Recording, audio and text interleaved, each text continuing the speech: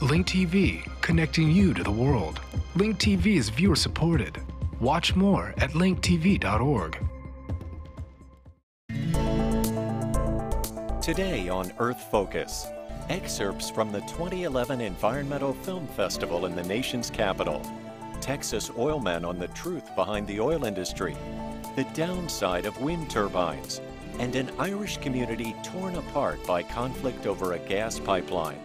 Miles Benson speaks with the filmmakers who explore the drama behind our relentless quest for energy. Coming up on Earth Focus. It's a great festival. One of the problems is that there are too many good films on at the same time.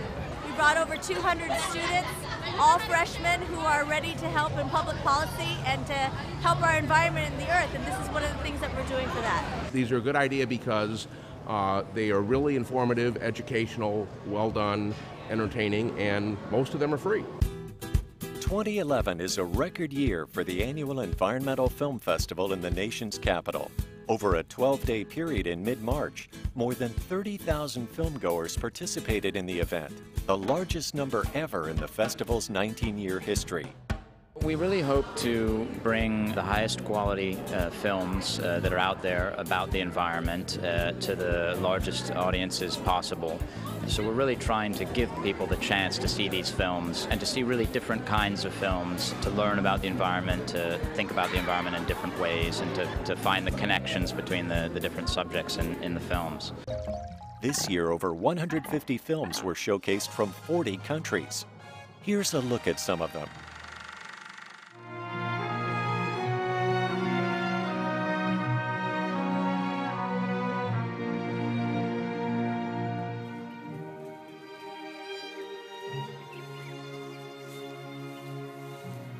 It was time for Misava to return and introduce Letsatsi to the pride.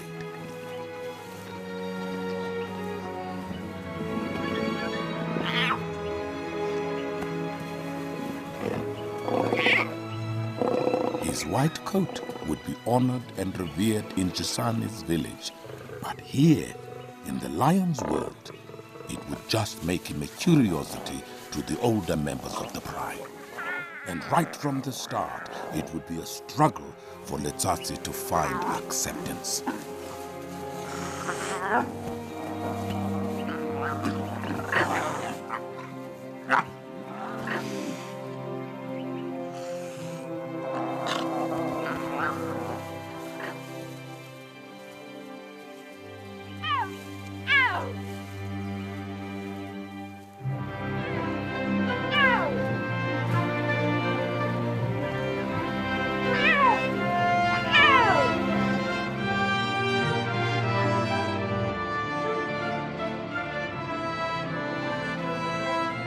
As the days stretched on, Mogolo's fondness for his spirited young cub deepened.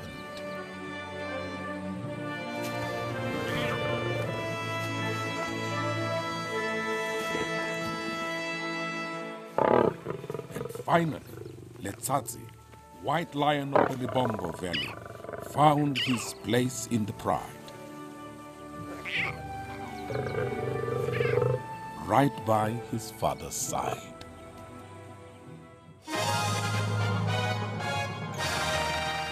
We're from a part of Washington, D.C.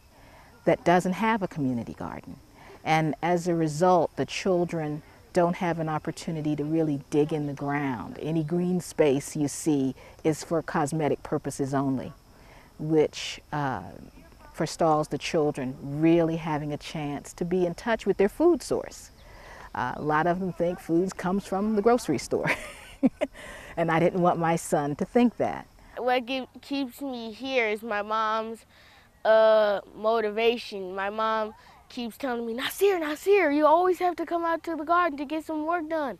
Well, what I really like about the youth garden is my hobby is collecting insects and bugs. And my mom has these little pests in these gardens.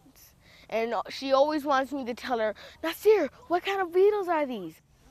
I have two boys, so they both come on Saturdays with me. One's an 8-year-old and the other one's a 4-year-old.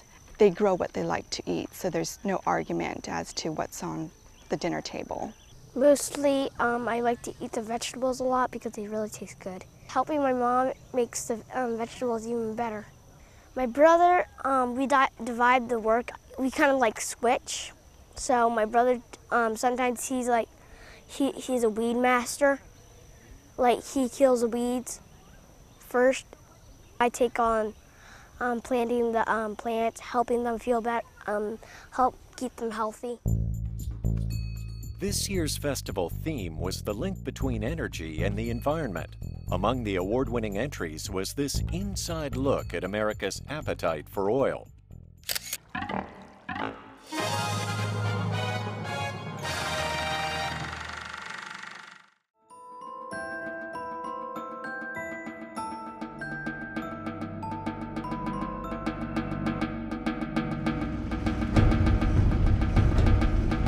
Americans are 5% of the world's population and use 25% of the world's known energy supply.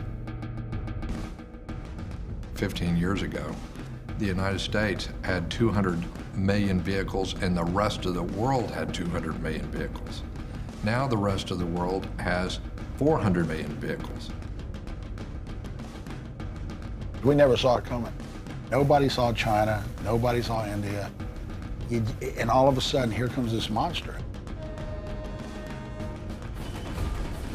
The politics of oil is such that the guy that gets there first with the most troops might control it.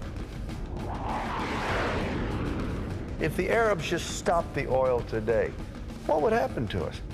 How long would we last? Societies don't last forever. I mean, when was the last time you met a Roman?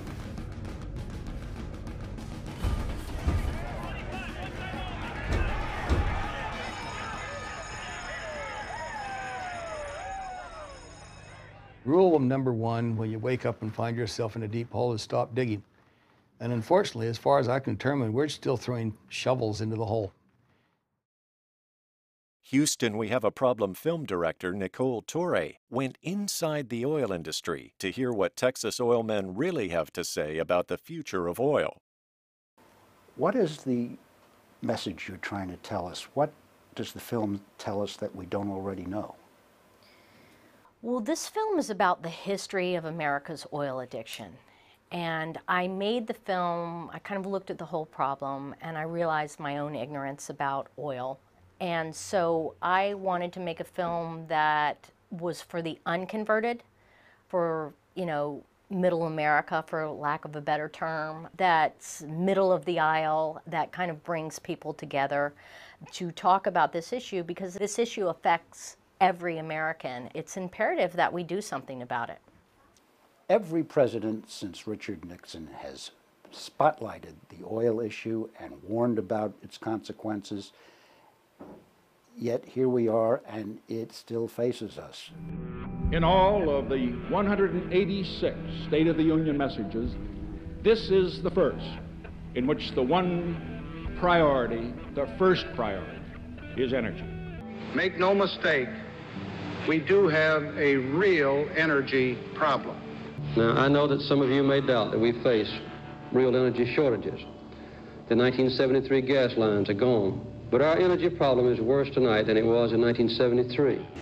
Americans must never again enter any crisis, economic or military, with an excessive dependence on foreign oil and an excessive burden of federal debt. I named the film Houston, We Have a Problem because it was a time when the country came together and we really focused on a problem, an issue, and we solved it. You know, famous quote, people talk about it all the time, about JFK said we wanted to put a man on the moon.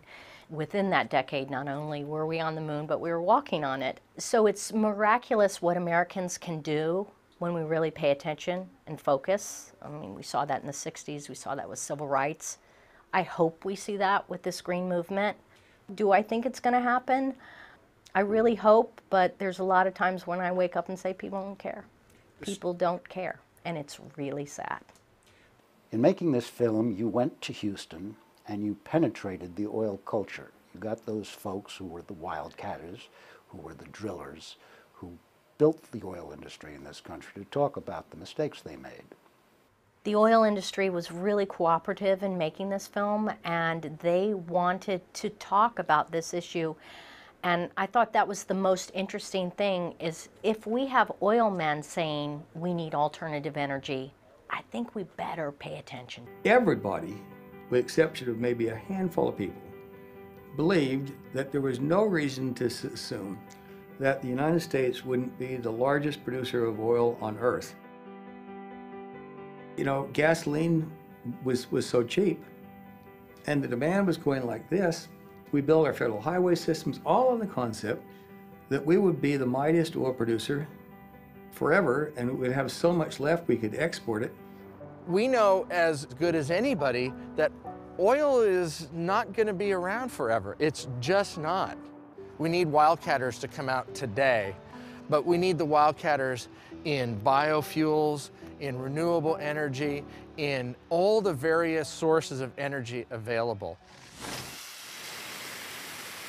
All of us are originally from the oil business, and what we found in using technologies on the oil field side, we found that we're able to carry these over to the renewable oils, and it's the future. This is what makes America great, is our innovation, our ability to kind of tackle a problem, our chutzpah, our willingness to gamble. And I think these people in alternative energy, to a certain degree, they're gambling, and they're seeing whether or not, you know, this stuff is going to make a difference. We're going to fail. We're going to fail a lot, but we are going to make great breakthroughs. We're making great strides.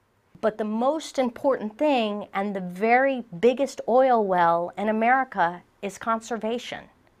That's how we save our nation, is we rebuild our industries, we fast-track clean energy, and we stop being dependent on foreign oil, and we incentivize American companies, not foreign companies, American companies, to build and innovate here.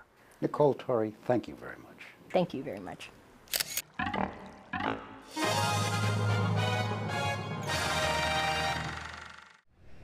Wind energy may be a way to reduce our reliance on oil, and what can be wrong with that? In the film Windfall, people who install wind turbines soon find out.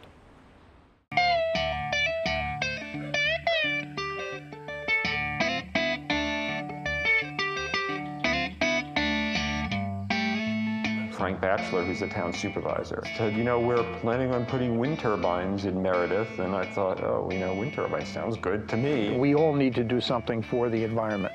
Any alternative energy is something we have to consider, we need to pursue. A couple of guys from Airtricity, big wind developer, knocked on the door. I saw some turbines as I was driving on back roads, and I thought they were so beautiful. I just couldn't believe it. We signed a lease to have a turbine up on our hill, at least one turbine. We've lived with the wind.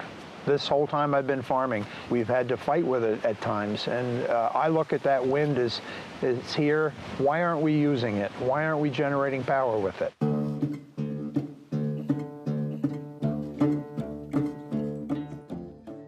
Windfall director Laura Israel looked at the downside of wind energy in a community she knows well, the small town of Meredith, New York.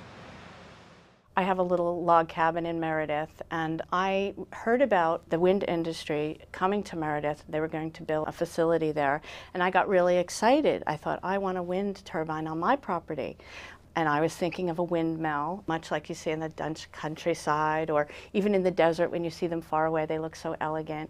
But then I started to find out more about them and realized how industrial they are, how large they are, and some of the problems health problems that people were having living so close to them. The complexities of the issue are what attracted me too. The fact that something could seem so good but have this other side to it. How big are these things? 400 feet and up. Now they're building them like 500 and up. My boyfriend at the time was an architect. I remember talking with him on the phone, and he said, how tall are they? And I said, 400 feet. And he said, 400 feet? That's not human scale. And the first proposal had them 1,000 feet from people's homes. The film makes clear that the people who live near these turbines are going to have to live with the constant sound of them and with the constant blinking of the shadows over their homes. It changes their whole way of life, doesn't it? It's when the sun gets behind the blades of the wind turbine and there's a very deep shadow that goes on people's houses and in their yards. And if you live in an area where the outdoors is everything, you can't go in your yard. People talk that they say that they can't garden and they have to close their shades. And some people leave their home at certain times of the day when the shadow flicker gets too bad. People are having health problems from the low frequency sound. When turbines are sited improperly, too close to people's homes, there's a low frequency sound that people hear. People have described it as sneakers in the dryer all night, the way you feel this kind of thumping. Kids seem to be very affected with inner ear problems, and kids with ADD have a lot of problems with wind turbines too close to homes. I just started to get like dizzy spells and like my ears always felt off. You know, I felt sick to my stomach from the time I got up in the morning to the time I went to bed. And the only thing that really had changed, I mean, I've lived here for 8 years now, was the windmills started. The people who are saying they're having problems are sometimes called NIMBYs, not in my backyard, or that they're imagining it, or that it's just an annoyance, it's not really a health problem. I've heard of people just moving away and leaving their house and not getting any money for it. They just have to get out of there. As your film makes clear, this issue has divided the community. Some folks are happy to lease their land and make money. Others have to live nearby and live with the consequences. Wind companies come in and they sign people up, but they also make them sign confidentiality agreements. So neighbors can't talk to each other about what's happening. So nobody really knows where the wind turbines are going to go or who's going to have them or if they're going to be next to their house. So it creates this air of like paranoia and mystery, and people's, you know, it just feeds into itself and people become so divided. We want renewable energy. We're not opposed to a small-scale project here where it's not towering over our property lines and it's not interfering with our sleep and it's not affecting our property values and so on. In Meredith, people that were friends for 30, 40 years stopped speaking to each other. Bottom line, we're going to have to make a shift away from oil, but alternative energy sources also come with some problems, don't they? There's a whole other layer of concerns, and it has to do with habitat fragmentation, the effects on bird migration patterns. The amount of wind turbines we're talking about on ridge lines is going to have an effect on bird migration. For me also, I was very surprised to find out the amount of bats that are being killed around wind facilities. Biologist Erin Bearwald and her colleagues spent 9 weeks collecting freshly killed bats around wind turbines. More than 90% had lung hemorrhages consistent with the bends. Bat autopsies revealed that air pressure drops around turbine blades are fatal to small animals like bats. The other thing is, how effectual are they? I mean, how much power are they really giving us for the amount of resources we're expending? It's patriotic to argue that we're really trying to develop alternative energy sources. Well, we do have to find renewable energy sources, and we do have to do that, but we also need to make them sustainable for the communities that they're going to be in. We have to give something back, and we have to involve them in the process. Laura Israel, thank you very much. Thank you.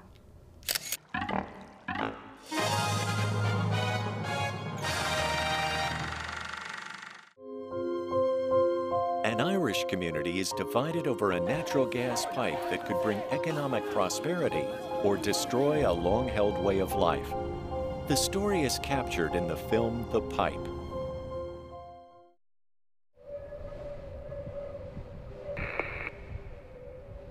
That's what they did at the beginning.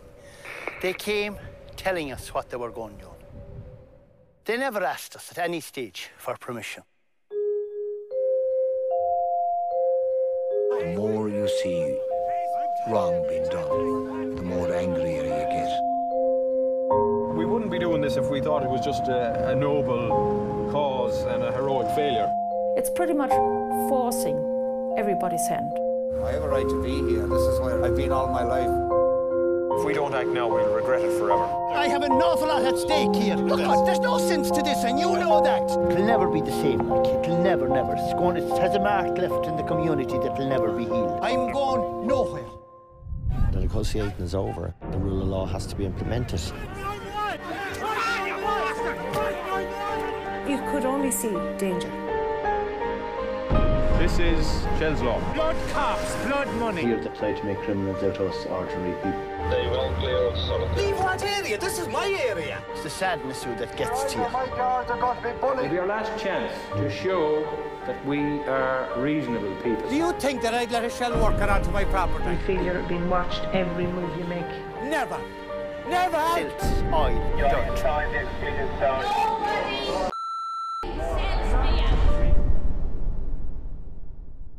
Stay clear for your own safety and the safety of the other vessels. This could go on forever. Irish film director Risteard O'Domnhaill spent more than 3 years in Rossport, Ireland, documenting the struggle of a community pitted against a corporation, the state, and itself. He shares his insights. Risteard O'Domnhaill, you've made a film about a small group of farmers and fishermen who stood in the way of a huge oil and gas development company. How did you get involved in this? About 5 years ago, I was working as a news cameraman, and I was living with my uncle, who's a farmer in the west of Ireland, on the shore of this beautiful bay called Broadhaven. And Shell Oil had found gas about 50 miles off the coast, and they wanted to bring it in through this bay, through farmland, through fishing grounds, into an inland refinery, 9 kilometres inland. And the government signed off all permission to Shell without consulting with the local people. And the farmers stood their ground, and they went to jail for 3 months. And there was huge protests over this, and there was an uproar locally. So I came on the scene a year after they'd been released from jail, when the government sent in a huge force of police, 200 police, to force work back into the refinery. Over time, I realised that the media weren't portraying the story properly. And people I had known to be ordinary, decent members of the community, I found were being criminalised through the media and kind of castigated as bullies and thugs, and even been, said that they were terrorists, which is blatantly untrue.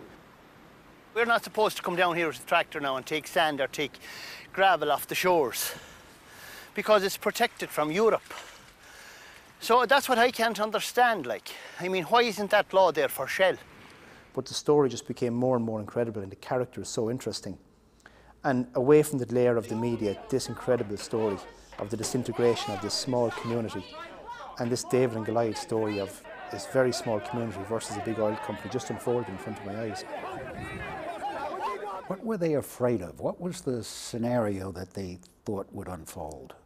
Should a pipeline rupture occur, even though the chances were very, very small, the consequences would be incredible. And the potential for accident in the refinery would mean that these people would be susceptible to toxins. The drinking water reservoir, which is a lake, is in the catchment area of the refinery. The flashpoint of the conflict was when they actually sat down in the roads and blocked the traffic of the construction trucks and heavy equipment, and when they took fishing boats out into the water and got in the way of the pipe-laying ships. Correct, yeah. The local people, they were never against the gas. They were just against the way in which it was being done. They'd always maintained that it should either be done at sea or done on the coast. And when the oil companies, backed up by the government, refused to recognise that fact, and when they manipulated the planning processes and they manipulated the laws of the country, people were left no other choice but to physically put themselves in front of the pipeline workers or in front of the world's largest pipe-laying ship, the Solitaire. So they felt that was a last resort. But they always left the door open for dialogue, and they always tried to very cleverly use the law on their side, despite being knocked back so many times.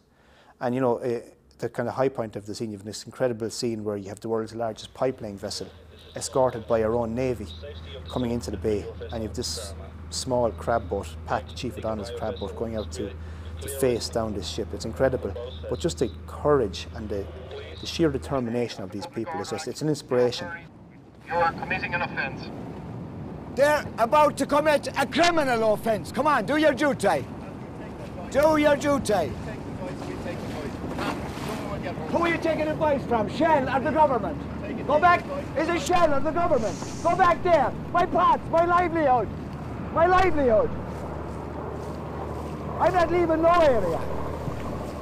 And at a time in Ireland where, you know, we've a political and an economic crisis, and when the leaders of our country have put the resources of the state at the behest of very powerful private interests, I think these people serve as a kind of an inspiration to people both in Ireland and in communities all around the world who are suffering because of this. These people were offered payments. Was the money not enough, or was no amount of money going to be enough? It's not about money. It never was. It's about people living in health and safety where they want to live and carry on their way of life as they had for generations, and to be in tune with their own environment.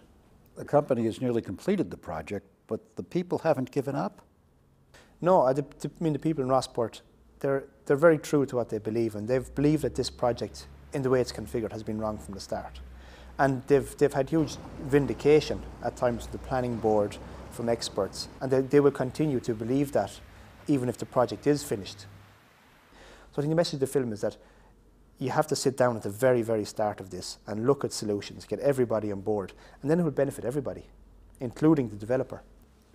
Mr. O'Domnhaill, thank you very much. Thank you. Pleasure.